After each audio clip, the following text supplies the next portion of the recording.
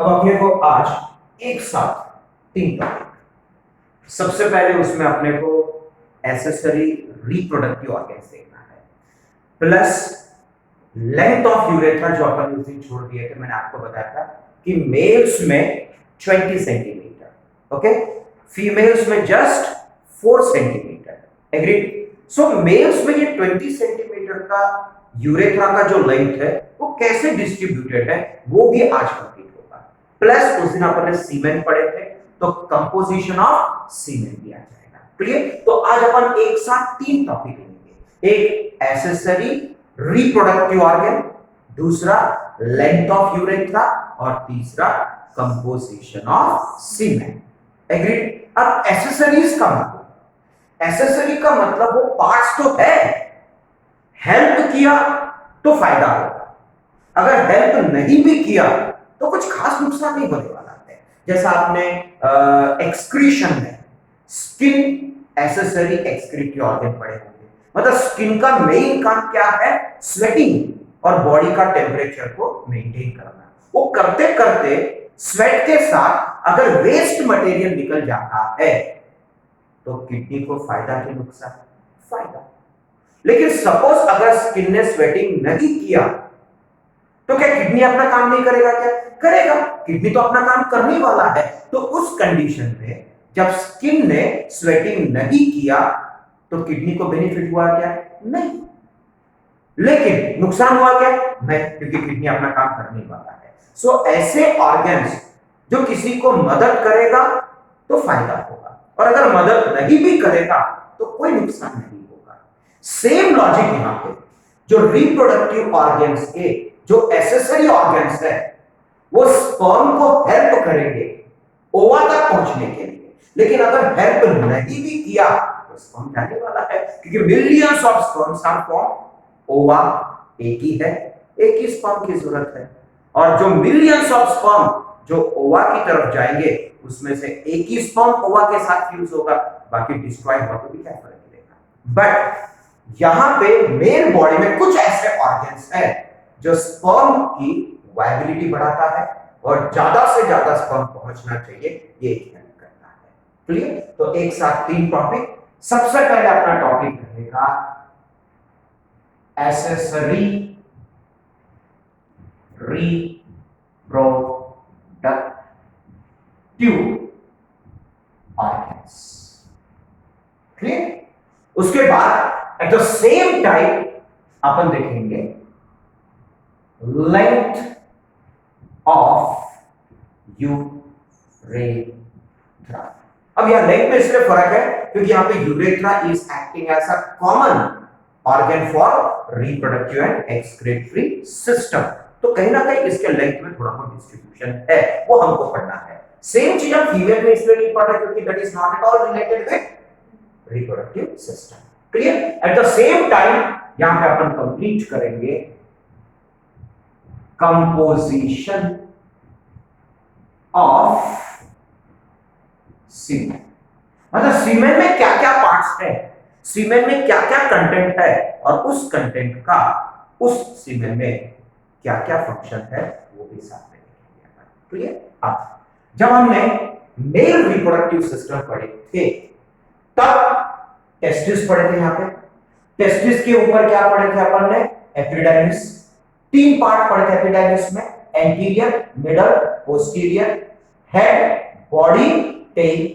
Tell में से tube like structure निकलता है, पढ़े थे वास्ट डिफरेंस, जो पूरे के पूरे एब्डोमिनल कैविटी में यूरेटर को टर्न लेके पेल्विक रीजन में आने के बाद junction between urinary bladder and urethra पे खुलता है।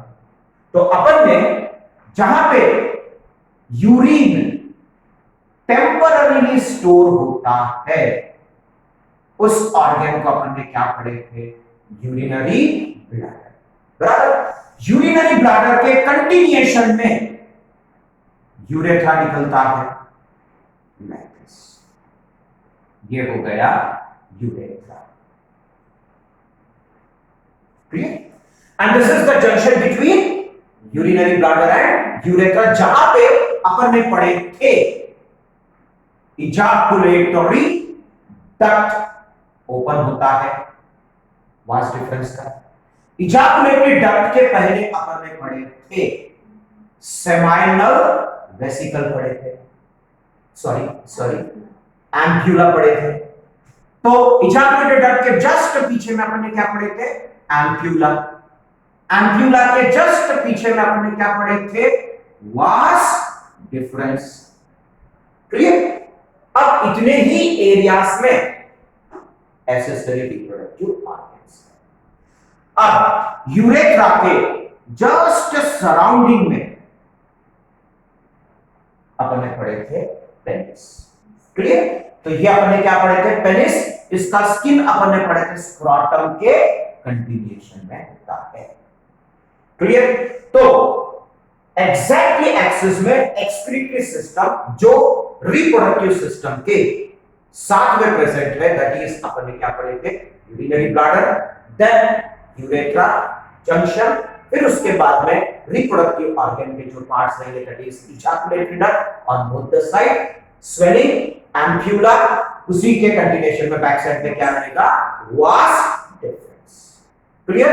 अब अपन स्टार्ट कर रहे हैं एक्सेसरी रिप्रोडक्टिव ऑर्गन, एक एक पढ़ेंगे। तो अपन क्या करेंगे? यहां पे एक्सेसरी रिप्रोडक्टिव ऑर्गन का जस्ट फिजिकल कैरेक्टर पढ़ते जाएंगे और उसी का secretion will be the composition of semen. बराबर? तो ये टॉपिक पढ़ते पढ़ते एक टॉपिक अपना हो जा रहा है, that is length of urethra. Clear? ये दोनों रिलेटेड है। क्लियर? ये अनरिलेटेड है, बट उसमें से एक टॉपिक अपना कवर हो जाएगा। क्लियर? तो यहां पे सबसे पहले जो एक्सेसरी रिप्रोडक्टिव ऑर्गन है वो एम्प्यूला और इजैकुलेटरी डक्ट के जंक्शन पे होता है। तो this is what the junction between ampulla and ejaculatory duct exactly यहां पे होता है। क्या क्या बोले तो अपन डिफाइन करेंगे ही। So this one is called as seminal vesicle. क्या नाम है? Seminal vesicle. तो first accessory reproductive organ is the seminal vesicle. अब इसका रोल क्या है? लास्ट पीरियड में अपन ने क्या पढ़े थे? यहां पे टेस्टिस है, टेस्टिस के ऊपर एपिडाइमिस है, वास डिफरेंस है। लॉजिकल कंसर्न क्या था? स्पर्म बनेगा टेस्टिस में, लेकिन यूज होगा फीमेल के बॉडी में, वो भी बहुत अंदर ओविडक्ट के अंदर। So when the sperm is released from testis but will be utilized in the female body, this means last period का डिस्कशन था कि sperm when it approaches the ova it has to cover a long distance। तो अपन ने पढ़े थे कहीं ना कहीं उसको थोड़े देर के लिए रेस्ट करना पड़ेगा, and the area where the sperm rest is the ampulla. तो जहां वो रेस्ट करेगा, भाई थोड़ा बहुत तो ब्रेकफास्ट वो एक्सपेक्ट करेगा, तो कहीं ना कहीं रेस्ट करने के बाद थोड़ा बहुत उसको क्या मिलना चाहिए? नरिशमेंट मिलना चाहिए। तो ये जो सेमाइनल वेसिकल है, it is going to provide the nourishment, जो एनर्जी सोर्स है। कई चैप्टर्स में आप पढ़ते आ रहे, protein, vitamin, fat, carbohydrates and mineral, जो बहुत इजीली अवेलेबल करा देता है। Energy source is what? Carbohydrates. तो ये जो सेमाइनल वेसिकल है, ये इसमें क्या डालेगा? कार्बोहाइड्रेट्स। क्लियर? चलो पैरेलली अपन कंपोजिशन ऑफ सीमेन भी देखते चलते हैं। तो ऑलरेडी पहले से ही सीमेन में टेस्टिस से क्या बन के निकला था? स्पर्म। बराबर? तो यहां पे पहले से ही क्या है? स्पर्म है। क्लियर? चलो तो उसके साइड में, राइट साइड में आप उसका फंक्शन पढ़ते चलेंगे। तो स्पर्म का मेन रोल क्या है? फीमेल के बॉडी में जाएगा और ओवा के साथ फ्यूज होके जाइगोट बनेगा। This means it is going to fertilise the ova for the formation of zygote. Means sperm का मेन फंक्शन क्या है? स्पर्म का मेन फंक्शन क्या है? फर्टिलाइजेस ओवा for the formation of zygote. Concept clear हो रहा है? मतलब यहां पे अपन कंपोजिशन ऑफ सीमेन लिख रहे हैं, उसी के साथ में सामने में उस कंपोनेंट का फंक्शन भी लिखे हैं। तो सीमेन के कंपोजिशन में सबसे पहला कंटेंट क्या है? स्पर्म। स्पर्म का मेन रोल क्या है? It is going to fuse with ova to form zygote. Clear? अब इसी में अब यहां पे ऐड हुआ किसका सीक्रेशन ऐड हुआ? सेमाइनल वेसिकल का सीक्रेशन ऐड हुआ। मतलब यहां पे ऐड हुआ सीक्रेशन ऑफ सेमाइनल वेसिकल। और मेनली इसमें कौन सा कंपोजिशन है? कार्बोहाइड्रेट्स। तो उसमें स्पेसिफिकली डेक्सट्रोज है, फ्रुक्टोज है, नाम तो सुने होंगे वाला। सो ये dextrose and fructose definitely it is an energy source, so it is going to provide nourishment to or energy to the sperms. फायदा तो हुआ। अरे भाई नहीं प्रोवाइड करेगा तो क्या होगा? ऑलरेडी मिलियंस है, बहुत सारे मरेंगे भी। तो ओवा तक कितने लोग पहुंचना चाहिए? जस्ट एक मिस हेल्प कर रहा है तो फायदा होगा, हेल्प नहीं कर रहा है तो कोई खास नुकसान नहीं होने वाला है। बराबर? तो यहां पे सेमाइनल वेसिकल का सीक्रेशन एनर्जी सोर्स ये एम्प्यूला में ऐड होगा। ठीक? So first accessory reproductive organ is the seminal vesicle. कितने प्रेजेंट है वो? दो। कहां पे प्रेजेंट है? Junction between ampulla and ejaculatory duct. मतलब फिजिकल कैरेक्टर्स आपको यहां मेंटेन करना है, उसका सीक्रेशन और उसका रोल कंपोजिशन में। मतलब एक साथ दो टॉपिक। जैसा सेमाइनल वेसिकल का पहला पॉइंट क्या आएगा? It is 2 in number. उसके बाद it is present at the junction between ampulla and ejaculatory duct. फिर कंपोजिशन ऑफ सीमेन वो हेल्प क्या करता है?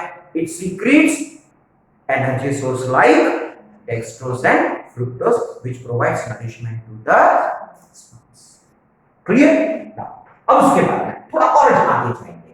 जैसे और थोड़ा आगे जाएंगे, ये जंक्शन दिख रहा है आपको पूरा? मतलब this junction is between urinary bladder and urethra. This junction is having ejaculatory ducts. तो ये जितना भी एरिया है, इस एरिया में, इस जंक्शन में एक और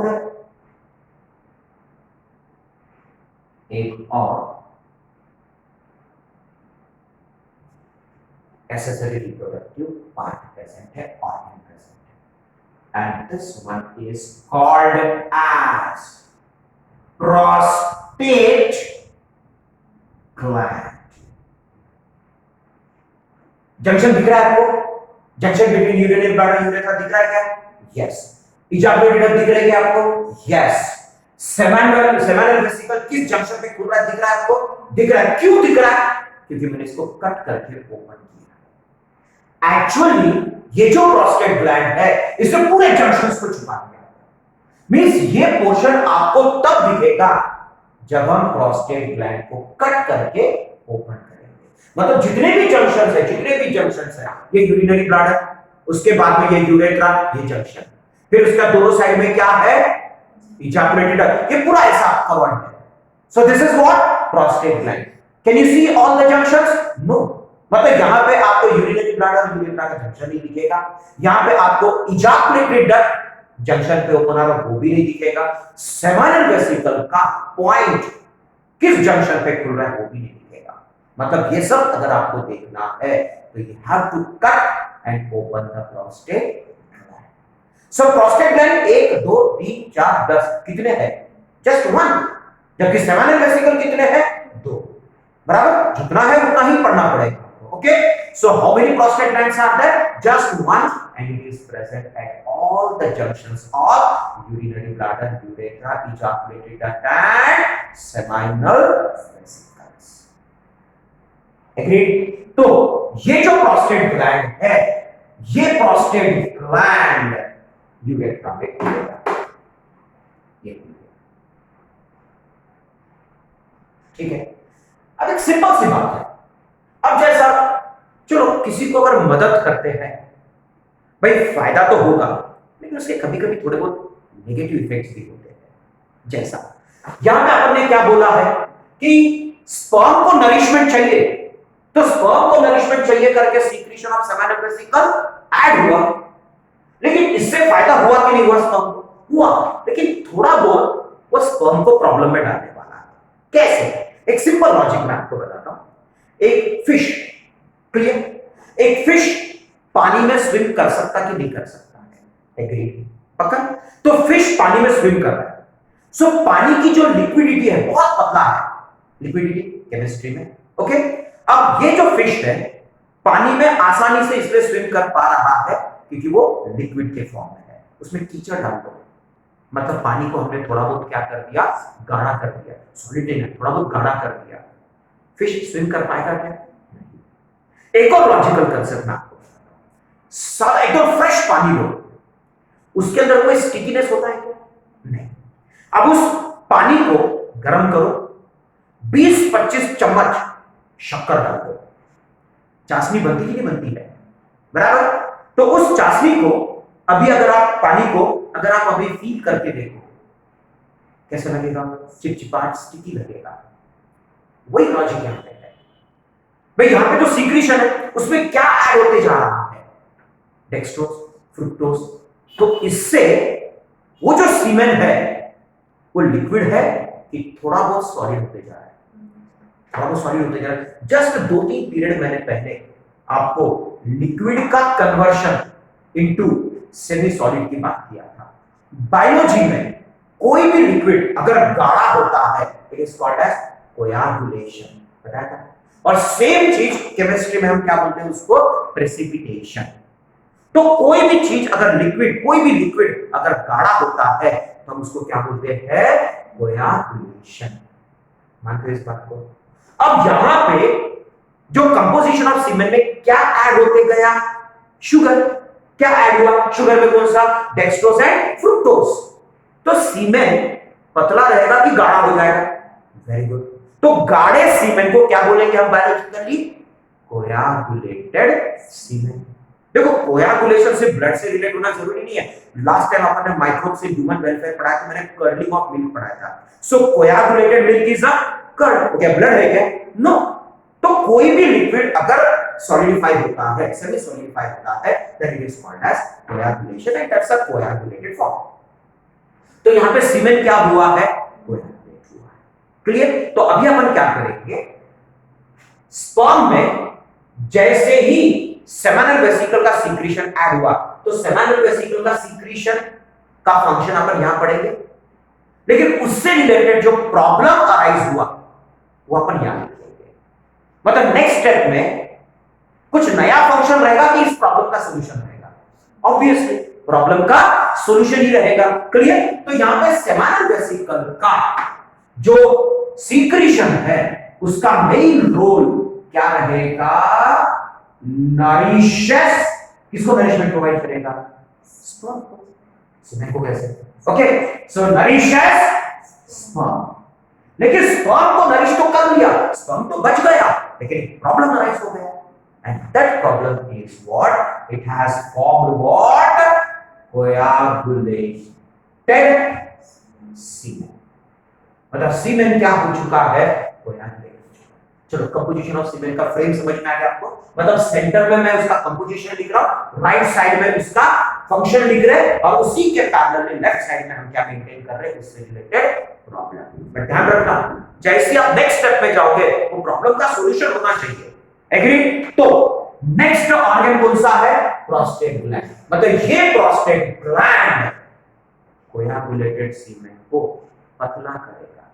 तो गाढ़े चीज को पतला करना इंग्लिश में हम क्या बोलेंगे? थिन करना।